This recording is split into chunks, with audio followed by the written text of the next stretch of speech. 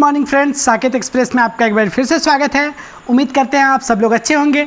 आज हम डिस्कस करेंगे class 10th, class 8, class 9th, आप किसी भी स्टूडेंट्स में हैं, सबके लिए ये वीडियो बहुत ही इंटरेस्टिंग होने वाला है, स्पेशली फॉर बोर्ड्स के विद्यार्थियों के लिए, क्योंकि आज हम आपको बताने वाले हैं कैसे आप मैथ्स में आप फुल स्कोर कर सकते हैं। हालांकि आप किसी भी सब्जेक्ट में अगर ये स्ट्रेटेजी फॉलो करते हैं तो आप फुल स्कोर कर सकते हैं।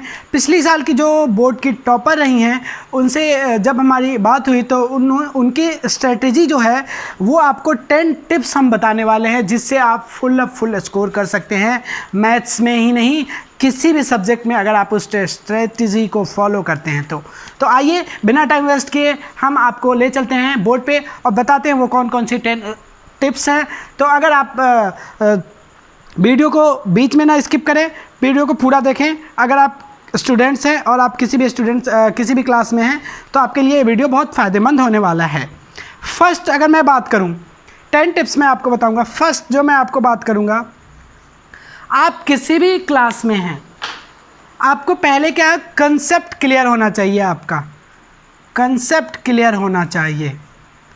आप किसी भी एक्सरसाइज को उठाते हैं पहले उसका कंसेप्ट क्लियर करें। दैट मीन्स अगर आप एपी उठाते हैं, ठीक है, अगर आप अर्थमेटिक प्रोग्रेशन उठाते हैं तो आप इसका पूरा concept, what is A, what is D, what is A N, what is S N, ये व्हाट इज़ एल, ये आपको कंप्लीट कंसेप्ट क्लियर होना चाहिए। ये आपको कंप्लीट नॉलेज होना चाहिए इस जिस भी टॉपिक को आप उठाते हैं। या आप कोऑर्डिनेट आप pair of linear equation in 2 variables उठा लेते हैं, या आप pair of linear equation in 1 variable उठा लेते हैं।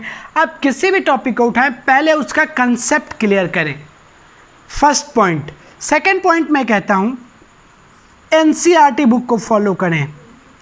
एनसीईआरटी बुक को फॉलो करना है और इसे 3 टाइम्स तो आप सॉल्व करें।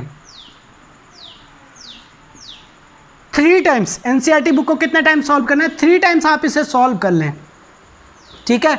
जब आप इसे 3 टाइम्स सॉल्व कर लेंगे ना तो आप एनसीईआरटी बुक पे आपका फुल कमांड हो जाएगा, ठीक है। कंप्लीट कमांड होना चाहिए एनसीईआरटी बुक पे, और ना कि आप सिर्फ क्वेश्चन करें, क्वेश्चन एंड एग्जाम्पल्स वाले क्वेश्चन भी सॉल्व करें। क्वेश्चन एंड एग्जाम्पल्स आप इनको 3 टाइम्स एनसीईआरटी बुक को सॉल्व करें कंप्लीट, ठीक है। तो हमने थर्ड टिप्स हमारा क्या होगा? थर्ड टिप्स जो अगर मैं बात करूं तो आपका जो रिप्रेजेंटेशन होना चाहिए, जो क्वेश्चन का रिप्रेजेंटेशन होना चाहिए, रिप्रेजेंटेशन जो आपका होना चाहिए, जो रिप्रेजेंटेशन की मैं बात कर रहा हूं, आपका रिप्रेजेंटेशन डिपेंड करता है। थर्ड पॉइंट क्या है? आपके रिप्रेजेंटेशन से।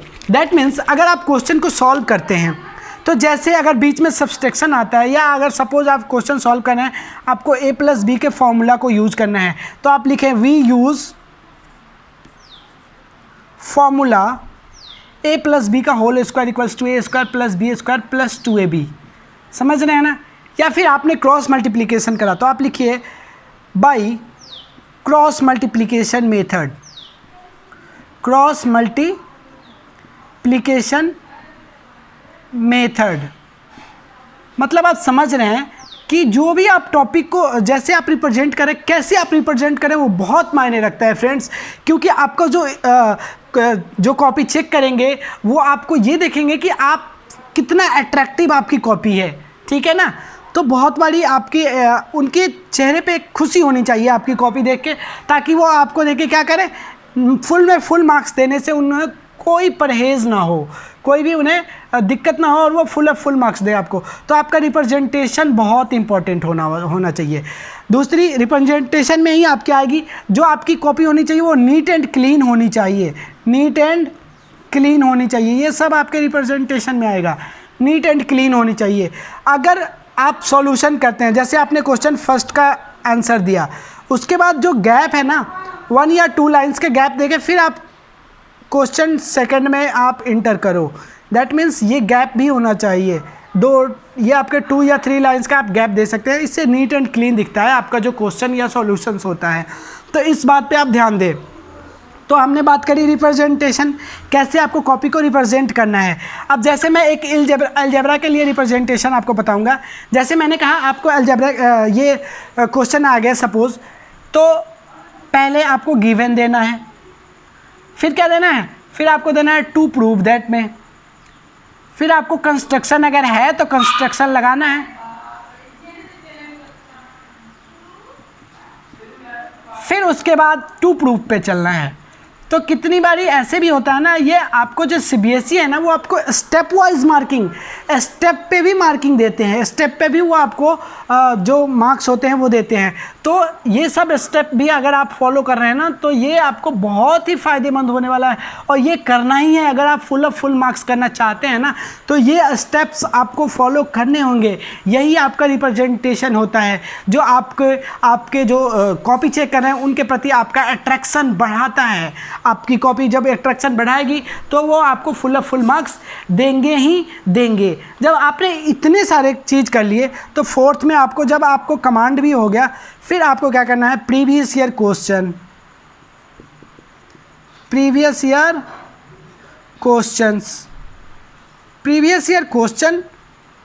ऐसे नहीं कि प्रीवियस ईयर क्वेश्चन कैसे करना है वो भी मैं आपको बताता हूँ। प्रीवियस ईयर क्वेश्चन आपको ऐसे करना है, जैसे आप ध्यान दें, आपने ये भी देख लिया ऑर्डर ऑफ अटेम्प्ट, ये हमारा फोर्थ पॉइंट था, ऑर्डर ऑफ अटेम्प्ट, कैसे अटेम्प्ट करें क्वेश्चन को, वो तो मैं आपको बताता हूँ। फोर्थ पॉइंट पहले आपका देख लीजिए कि ऑर्डर ऑफ अटेम्प्ट, इसके बाद हम देखेंगे प्रीवियस ईयर क्वेश्चन को। कितने लोग पूछते हैं कि ऑर्डर ऑफ अटेम्प्ट सर क्या हो, ऑर्डर ऑफ अटेम्प्ट कैसे रखें। दैट मीन्स बहुत लोगों को डाउट होता है कि सर पहले 1 मार्क्स वाले क्वेश्चन करें या 4th मार्क्स वाले क्वेश्चन करें। तो ये आपको डिसाइड करना है कि आप किस में कंफर्टेबल हैं।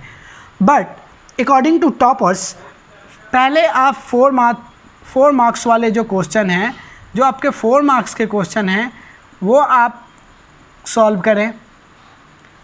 Again 3 marks, then 2 marks, then 1 marks, according to topper. But आप खुद डिसाइड करें कि आप कौन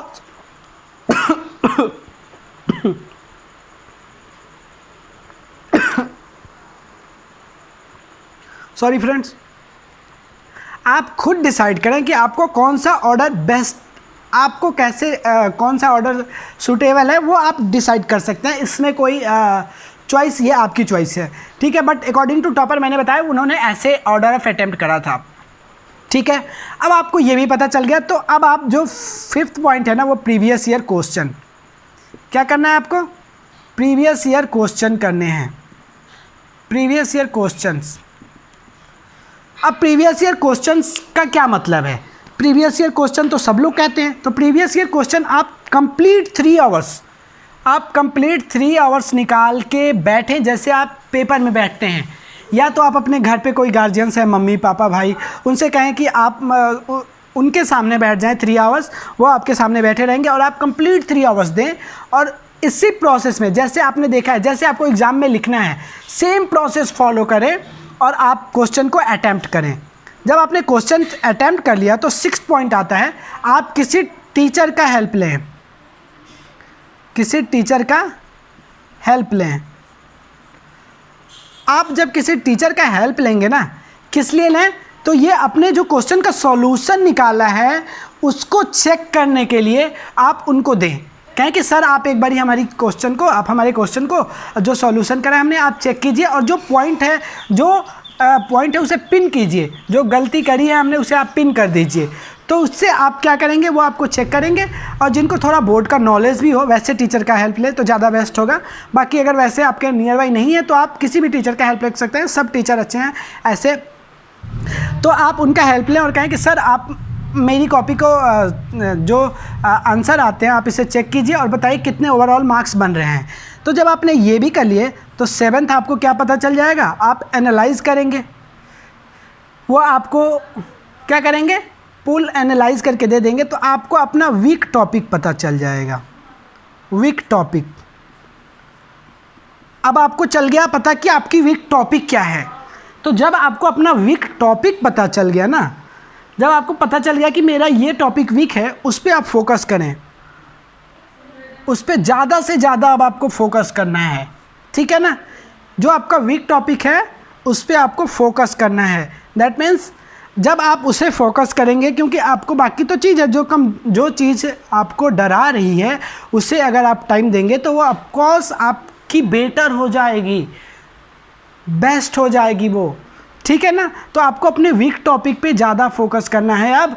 और जब आपने अपने वीक टॉपिक पे फोकस कर लिया, मतलब आपने अपने वीक टॉपिक को भी अच्छा कर लिया, बहुत अच्छा कर लिया, फिर आपको क्या करने हैं, फिर दोबारा से आपको टेस्ट देने हैं, फिर यही प्रोसेस, ठीक है ना।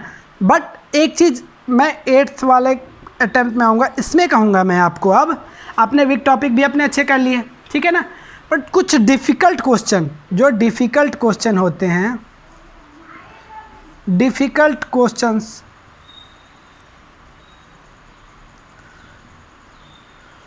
उनको ज़्यादा से ज़्यादा सॉल्व करें। जो आपके डिफ़िकल्ट क्वेश्चन है ना, उन्हें जितनी बारी हो सके ना, जितना ज़्यादा से ज़्यादा डिफ़िकल्ट क्वेश्चन को सॉल्व करें।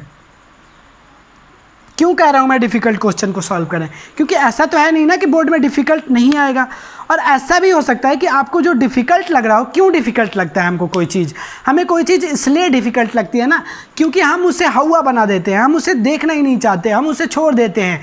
बट अगर जब आप उसे अगेन इन अगेन सॉल्व करेंगे, अगेन इन अगेन उससे ट्राई करेंगे, तो आप श्योर उसमें परफेक्ट हो जाएंगे और वो आपकी डिफ़िकल्टी दूर हो जाएगी, इसलिए वो आपको ईजी लगने लगेगा। तो सेम प्रोसेस फॉलो करना है आपको, डिफ़िकल्ट क्वेश्चन को अगेन इन अगेन सॉल्व करना है। और एक चीज़ आपको ध्यान देनी है, आपका सिलेबस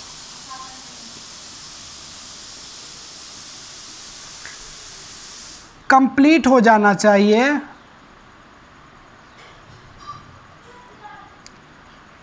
बिफोर 1 मंथ।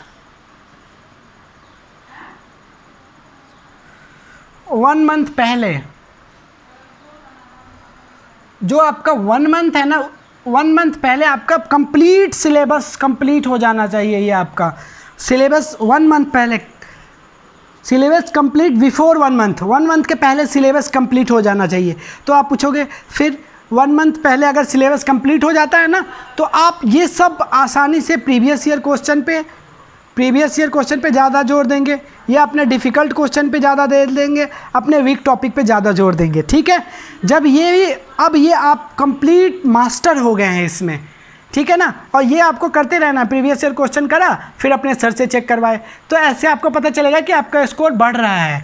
और लास्ट जो आपका पॉइंट है ना, जो पॉइंट नंबर 10 है, वो बहुत इंटरेस्टिंग है। लोग पूछते हैं सर जैसे हमारे साइंस का एग्ज़ाम है, उसके बाद मैथ का एग्ज़ाम है, उसके बीच डिफरेंस होता है, गैप होता है नंबर ऑफ़ डेज़ का। वो नंबर ऑफ़ डेज जो है वो आपका 3 डेज़ या 4 डेज़, जो भी गैप हो वो, ठीक है ना। सपोज 4 डेज़ का गैप है, तो इस गैप में सर क्या करें, हम डिफ़िकल्ट क्वेश्चन करें क्या? बिल्कुल नहीं करना है। एग्ज़ाम ड्यूरिंग ब्रेक आपको रिवाइज करना है सिर्फ ओल्ड क्वेश्चन को, जो आपने सही से अटैम्प्ट जो आपने करे हुए हैं। इस गैप में ना आपको नए क्वेश्चन छूना ही नहीं है, न्यू क्वेश्चन नहीं छूना है, कुछ भी नए क्वेश्चन नहीं छूना है, नहीं तो आप फिर क्या हो जाएंगे, कंफ्यूज हो जाएंगे। तो इसलिए आपको जो एग्ज़ाम ड्यूरिंग गैप है ना, उसमें भी आपको जितने से जितने हो सके आप अपने प्रीवियस ईयर, जो भी आपने प्रीवियस ईयर या जो एनसीईआरटी के बुक के क्वेश्चन हैं जो आपने करे हैं, उन्हीं को आप दोबारा से अटैम्प्ट कर सकते हैं, देख सकते हैं, या फिर आप अपने फॉर्मूले को रिवाइज कर सकते हैं। इसमें आपको थ्योरम को रिवाइज कर सकते हैं, इसमें आपको नए क्वेश्चन नहीं देखने हैं, इस बात को ध्यान रखना है। ये 10 टिप्स हैं, अगर आप फॉलो करते हैं ना, मैं मैथ ही नहीं, मैं किसी भी सब्जेक्ट की बात करता हूँ, किसी भी सब्जेक्ट में आप फुल स्कोर कर सकते हैं, बशर्ते आप में वो जज्बा, वो जुनून होना चाहिए। आपको फुल करने से कोई नहीं रोक सकता, अगर आप इस स्ट्रेटेजी को फॉलो करते हैं। तो उम्मीद करते हैं आपको ये वीडियो अच्छा लगा होगा। अगर अच्छा लगा है तो अपने ज़्यादा से ज़्यादा दोस्तों में शेयर करें, और अगर अच्छा लगा हो तो आप हमारे चैनल को भी लाइक सब्सक्राइब कर ही लें, क्या जाता है। ओके, बेस्ट ऑफ लक, मिलते हैं अगले वीडियो में, तब तक के लिए धन्यवाद।